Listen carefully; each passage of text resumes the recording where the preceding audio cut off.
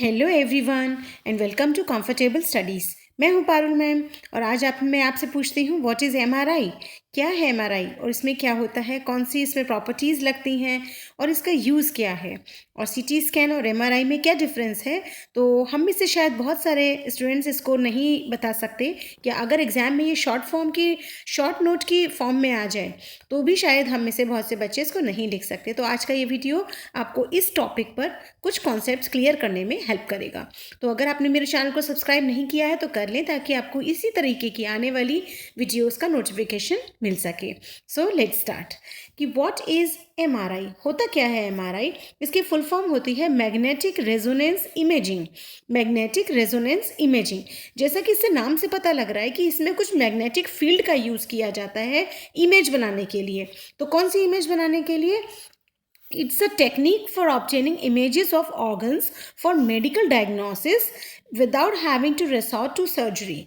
तो कभी क्या होता है, जैसे हमारे इंटरनल पार्ट्स में कोई भी प्रॉब्लम होती है तो हमें बाहर से पता नहीं चलता, लेकिन हमारी हेल्थ जो है वो डाउन हो रही होती है तो हमें पता ही नहीं चलता कि हमें प्रॉब्लम क्या है। कई बार हमारे सिर में दर्द होता है, या कई बार स्टमक में दर्द होता है, या चेस्ट में पेन होता है, तो हमें नहीं पता लगता है। तो ऐसे केस में डॉक्टर्स क्या करते हैं, पहले तो हमें डायग्नोसिस के लिए हमारा ब्लड सैंपल का टेस्ट होता है। इसके बाद में हमें एक्सरे या अल्ट्रासाउंड का रिकमेंड कर दिया जाता है, तो हम वो सब कराते हैं। तो वो भी तरीके हैं हमारे इंटरनल ऑर्गन्स को टेस्ट करने के। जैसे एक्सरे से हमें पता लग जाता है कि हमारे इंटरनल ऑर्गन्स में जैसे बोन्स वगैरह हैं या उनमें कहाँ कोई प्रॉब्लम है, उसका आइडेंटिफाई किया जाता है। उसी का ही एक और तरीका है एमआरआई, मैग्नेटिक रेजोनेंस इमेजिंग। तो ये डायग्नोसिस का, ये एक मेडिकल डायग्नोसिस का एक टेक्निक है। अब इस टेक्निक में क्या होता है, the technique uses the phenomena of nuclear magnetic resonance, NMR, nuclear magnetic resonance.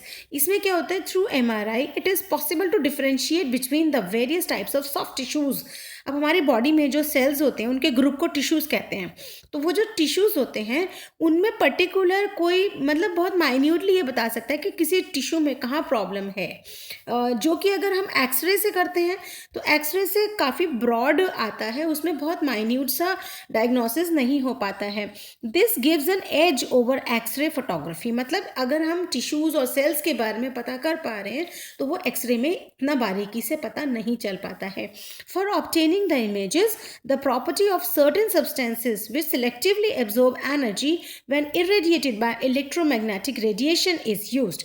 अब इसमें ये बताया है कि कुछ सब्सटेंसेस ऐसे होते हैं जो इलेक्ट्रोमैग्नेटिक रेडिएशन को, उन सब्सटेंसेस के जो न्यूक्लियस होते हैं वो एब्जॉर्ब कर लेते हैं, जिससे क्या होता है कि हमारे को जो भी हमने इलेक्ट्रोमैग्नेटिक फील्ड डेवलप किया है उसके यूज़ करके वो हमारे इंटरनल ऑर्गन्स से रिपोर्ट्स, मतलब उससे फीडबैक दे सकते हैं कि कहाँ पे प्रॉब्लम है। इसमें क्या करते हैं कि the nuclei of certain atoms behave like tiny magnets. तो कुछ सब्सटेंसेस ऐसे होते हैं जिनके न्यूक्लियाई जो होते हैं वो एटम्स की तरह, वो उनके न्यूक्लियाई जो होते हैं वो मैग्नेट्स की तरह बिहेव करते हैं। तो when substances with such atoms are placed in a magnetic field and continuously irradiated by electromagnetic waves of varying frequency। तो अलग अलग फ्रीक्वेंसी से जब ऐसे सब्सटेंसेस को के ऊपर से इलेक्ट्रोमैग्नेटिक वेव्स को डाला जाता है तो क्या होता है, there comes a frequency called resonance. तो एक रेजोनेंस डेवलप होता है, resonance frequency, when a part of the electromagnetic energy is absorbed by the substances. जब इलेक्ट्रोमैग्नेटिक एनर्जी का जो पार्ट है थोड़ा सा, वो उन सब्सटेंसेस के न्यूक्लियाई के थ्रू एब्जॉर्ब कर लिया जाता है। ठीक है, the value of resonance frequency is proportional to the intensity of the applied magnetic field and the nature of the substances that exhibits nuclear magnetism। वो सब्सटेंस जो न्यूक्लियर मैग्नेटिज्म को शो कर रहे हैं उनका जो मैग्नेटिक फील्ड और उनका जो नेचर है उनके बीच प्रोपोर्शनल रेशियो होता है। वो रेजोनेंस फ्रीक्वेंसी वैल्यू होता है, मतलब द वैल्यू ऑफ उसके बराबर होता है, the value of resonance frequency is proportional. Resonance frequency का वैल्यू जो है वो प्रोपोर्शनल होता है किसके, the intensity of the applied magnetic field and the nature of the substance that exhibits nuclear magnetism. तो अब ये इस तरीके की मशीन होती है, this is called MRI machine. इसमें क्या किया जाता है, पेशेंट को ऐसे लूज से कपड़ों में ऐसे लिटा दिया जाता है और उनको कोई भी मेटल या कोई भी लेदर या मेटल की कोई भी चीज़ कैरी नहीं करनी होती है अपने साथ में। उसके बाद ये एक अपने आप ही चलने वाली सेल्फ ड्राइवन सा बेड होता है जो कि अंदर जाता है। अंदर यहाँ पे ये एक एमआरआई मशीन होती है, इसके अंदर यहाँ पे जो इलेक्ट्रोमैग्नेटिक फील्ड डेवलप किया जाता है, जो कि वो पर्टिकुलर सब्सटेंसेस यहाँ पे जो डाले जाते हैं जिनके एटम्स इन इलेक्ट्रोमैग्नेटिक एनर्जी को एब्जॉर्ब करते हैं और हमारे इंटरनल पार्ट से वो मतलब एक तरीके से उसका पूरा डेटा कलेक्ट होकर के in the form of pictures या in the form of symbols, वो हमारे जो एक अलग यहाँ पे रूम बना होता है वहाँ पे जो टेस्टिंग करते हैं वो बैठे होते हैं, स्पेशलिस्ट होते हैं वो बैठे होते हैं, वो उनको टेस्ट करते हैं और रिपोर्ट्स तैयार करते हैं कि अंदर कहाँ कहाँ प्रॉब्लम्स हैं। तो ये हमारी है और हमें बहुत बार ऐसे मशीन को देख के ऐसा डर फील होता है कि पता नहीं अंदर क्या है और हमारे लिए ये मतलब अजीब सा डर सा फील होता है। तो इसमें अंदर ऐसे कोई डरने वाली कोई चीज़ नहीं होती है, पूरे अंडर सुपरविजन ये मशीन चलती है और हमें कुछ भी पेशेंट को पता नहीं चलता है। अच्छा, एक क्वेश्चन इसमें आता है कि what is the difference between CT scan and MRI.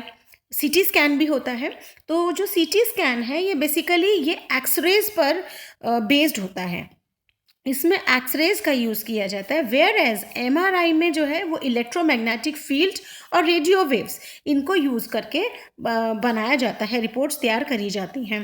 तो ये बेसिक डिफरेंस है।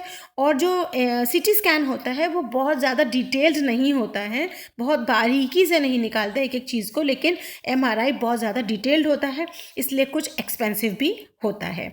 तो ये हमारा था शॉर्ट नोट, इसको आप देख सकते हैं, एग्जाम में शॉर्ट नोट में आ सकता है, किसी के सामने कहीं बात चलती है तो आप अपनी नॉलेज को बता सकते हैं, जैसे आपको बिल्कुल आप इग्नोरेंट नहीं रहेंगे किसी के सामने अगर ये टॉपिक चलता है, you can say something about the topic. ठीक है, तो अगर आपको मेरा पढ़ाना अच्छा लगता हो तो प्लीज़ सब्सक्राइब माई चैनल और बेल बटन भी आइकन प्रेस कर देना ताकि आपको आने वाली वीडियोज़ का नोटिफिकेशन मिल सके। ठीक है, और हैप्पी लर्निंग, बाय बाय।